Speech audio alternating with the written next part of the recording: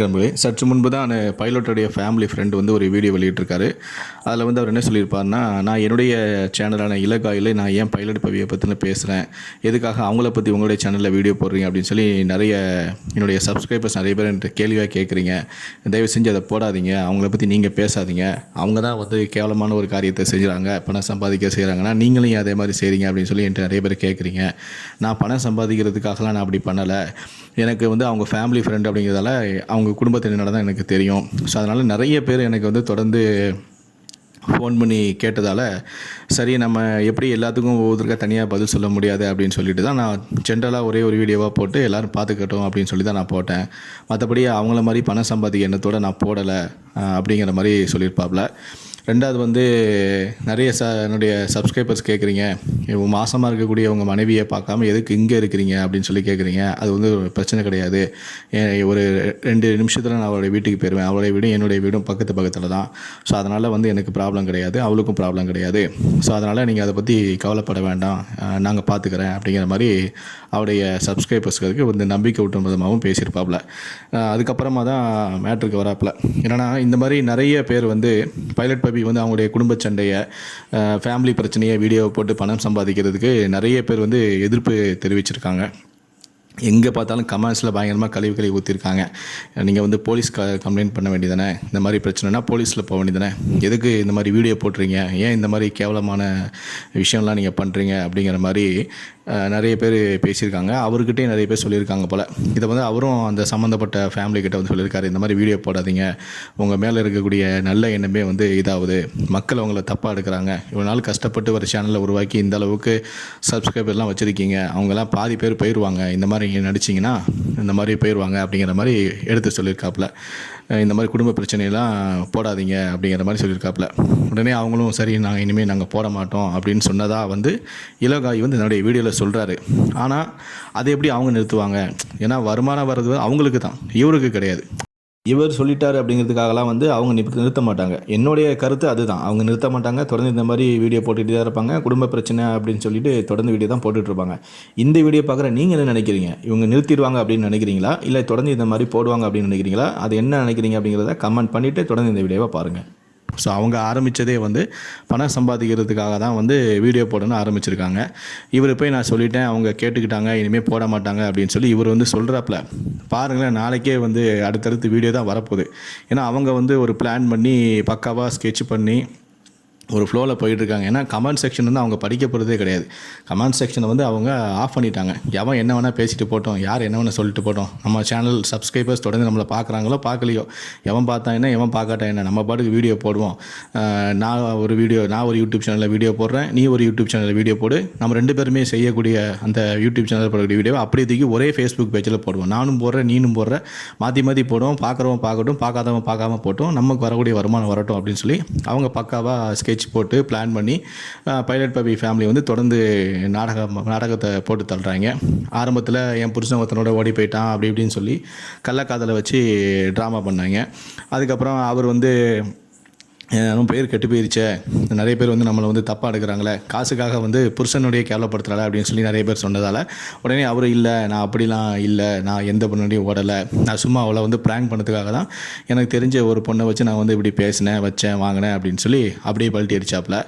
அதுக்கப்புறம் என்னாச்சு, 2வது போயிட்டு இந்த மாதிரி நகையை வச்சு அடுத்த ஒரு ட்ராமாவை வந்து ஆரம்பித்தாங்க. இந்த மாதிரி என்னுடைய நகையை வச்சு தான் வீட்டை கட்டியிருக்கான், வச்சுருக்கான், வாங்கியிருக்கான் அப்படிங்கிற மாதிரி நகையை வந்து கொண்டு வந்து கொடுத்துரு அப்படிங்கிறாரு. உடனே அவர் வந்து இல்லை, அந்த 17 பொண்ணு வச்சு இவ்வளோ பெரிய வீடு கட்ட முடியுமா, என்னுடைய உழைப்பு, நான் அவ்வளோ கஷ்டப்பட்டு சம்பாதிச்ச காசு அப்படின்னு ஒரு 2 நாளைக்கு அதை வச்சு ஓடினாங்க.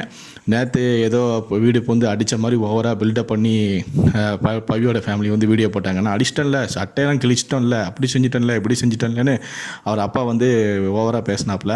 அவர் பேசின பேச்சுக்கெலாம் நான் இன்றைக்கி கண்டிப்பாக பைலட்டு ஹாஸ்பிட்டல் தான் இருப்பார் போல், ஒரு பெரிய கட்டோட தான் அடுத்து ஒரு வீடியோ வந்து போடுவார் போல் அப்படின்னு நினச்சி பார்த்தா இன்றைக்கி என்னென்னா மூக்கில் லைட்டாக பரண்டி விட்ட மாதிரி பாருங்கள் வந்து என் வீட்டில் வந்து என்னை கடிச்சு வச்சுட்டு போயிட்டாங்க அப்படின்னு சொல்லிட்டு அவர் வீடியோ வெளியிட்டு காமெடி பண்ணுறாப்புல.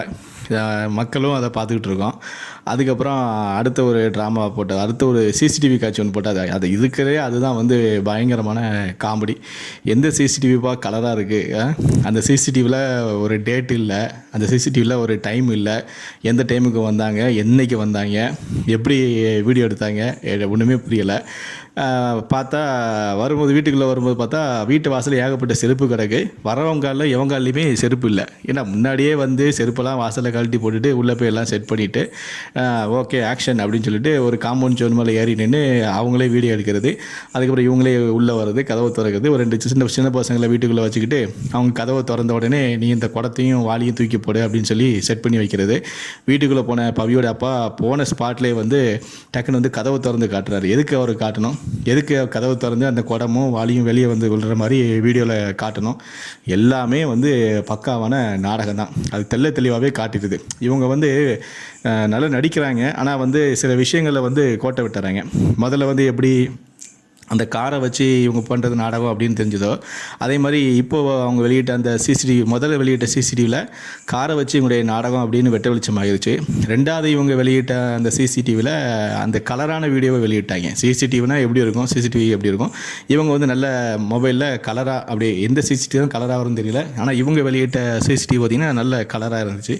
ஸோ இப்படி கலரான வீடியோ வெளியிட்டு அதுவும் நாடகம் அப்படிங்கிற மாதிரி சொல்லிட்டாங்க.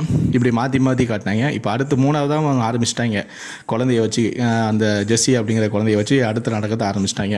குழந்தை வந்து என் கூட இருக்கணுமா இல்லை குழந்தை வந்து பவியோட இருக்கணுமா அப்படின்னு சொல்லுது. இவர் இப்போ வீடியோ போட்டாப்புல, உனக்கு அப்பா பிடிக்குமா அம்மா பிடிக்குமா, அப்பா வந்து உனக்கு சாக்லேட் வாங்கி கொடுத்து மிட்டாய் வாங்கி கொடுத்தா அப்படி சொல்கிறாரா அப்படின்னு இவர் அந்த குழந்தைகிட்ட கேட்க, அவர் இல்லை அப்படிலாம் இல்லை, அப்பா தான் எனக்கு ரொம்ப பிடிக்கும் அப்படின்னு சொல்லுது.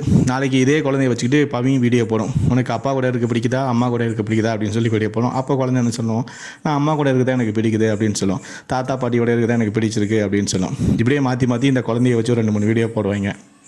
இவங்க எல்லாமே பிளான் பண்ணி வச்சுக்கிட்டாங்க அடுத்தடுத்து இதுதான் அப்படின்னு. இப்போ இவர் என்ன சொல்கிறாப்புல, இலக்கியா என்ன சொல்கிறாப்புல, நான் வந்து பேசிட்டேன், நான் பைலட் பப்பி ஃபேமிலிக்கிட்ட பேசிட்டேன், இந்த மாதிரி உங்கள் குடும்ப பிரச்சனையை வீடியோவாக போடாதீங்க அப்படின்னு சொல்லிட்டேன்.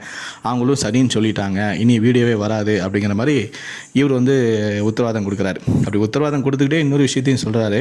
இப்போ நீங்கள் சினிமா எடுத்துட்டிங்கன்னா ஏடிஎம் கொள்ளையை காட்டுறாங்க, ஒரு பெண்ணை கற்பழிப்பு இதை காட்டுறாங்க, அப்புறம் அந்த மாதிரி ஃப்ராடுத்தனத்தை காட்டுறாங்க, இந்த மாதிரி ஃப்ராடுத்தனத்தை காட்டுறாங்க, இப்படி சீட் பண்ணலாம் அப்படிங்கிற மாதிரி நிறைய விஷயங்கள், ட்ரக்ஸு, போதைப்பொருள், கடத்தல், அப்படி இப்படி எக்கச்சக்கமாக எவ்வளவோ பண்ணுறாங்க. அவங்களெல்லாம் நீங்கள் வந்து கேள்வி கேட்க மாட்டேன்றீங்க. இந்த மாதிரி நாங்கள் சின்னதாக ஒரு யூடியூப்பை வச்சுக்கிட்டு நாங்கள் இந்த மாதிரி இப்போ வீடியோ போட்டோம்னா அதுக்கு வந்து நீங்கள் வந்து கேள்வி கேட்குறீங்க அப்படிங்கிற மாதிரி சொல்கிறாரு. அப்போ இதுலேருந்து என்ன சொல்கிறாரு, நாங்கள் வீடியோ இந்த மாதிரி நாங்கள் கஷ்டப்பட்டு ப்ராங்கெலாம் போடுறோம், அதே மாதிரி இதுவும் நீங்கள் அதை பார்த்து என்டர்டெயின்மெண்ட்டாக பார்த்துட்டு போங்க அப்படின்னு சொல்கிறாரா? இல்லைனா வந்து இந்த மாதிரி விஷயங்கள்லாம் நீங்கள் கேள்வி கேட்காதீங்க, யூடியூப்பில் எங்களுக்கு இப்படி தான் இருக்கும், நீங்கள் பெரிய சினிமாவில் வரதுங்களாம் நீங்கள் கேள்வி கேட்காமல் இருக்கும்போது இதெல்லாம் வந்து ஏன் கேள்வி கேட்குறீங்க, என்னமோ பண்ணிட்டு போகிறாங்க விட்டுட்டு போங்க அப்படின்னு சொல்கிறாரா எனக்கு தெரியல. ஆனால் ஓவராலாக என்ன சொல்கிறாருன்னா, நான் வந்து இந்த மாதிரி சொல்லிட்டேன் அவங்ககிட்ட, இந்த மாதிரி உங்களுடைய குடும்ப பிரச்சனையை வந்து வீடியோவாக போடாதீங்கன்னு சொல்லிட்டேன், மக்கள் வந்து ரொம்ப எதிர்ப்பாக இருக்கிறாங்க அப்படின்னு சொல்லி புரிய வச்சுருக்கேன், அதே மாதிரி அவங்களும் போட மாட்டேன்னு சொல்லியிருக்காங்க அப்படின்ற மாதிரி முடிக்கிறாரு. இதுலேருந்து நமக்கு என்ன தெரியுது, நான் சொல்லணும்னு அவசியம் இல்லை, இவ்வளோ தூரம் கேட்டவங்களுக்கே தெளிவாகவே புரிஞ்சிருக்கும். வீடியோ போட மாட்டேன்னு சொல்லியிருக்காங்கல்ல, பார்ப்போம், இனிமேல் அவங்க தொடர்ந்து வீடியோ போட்டாங்கன்னா அதுதான் அப்படின்னு அர்த்தம். வீடியோ போடலை அப்படின்னா சரி திருந்திட்டாங்க அப்படின்னு நினச்சிக்க வேண்டியதான். ஓகே, நன்றி, வணக்கம்.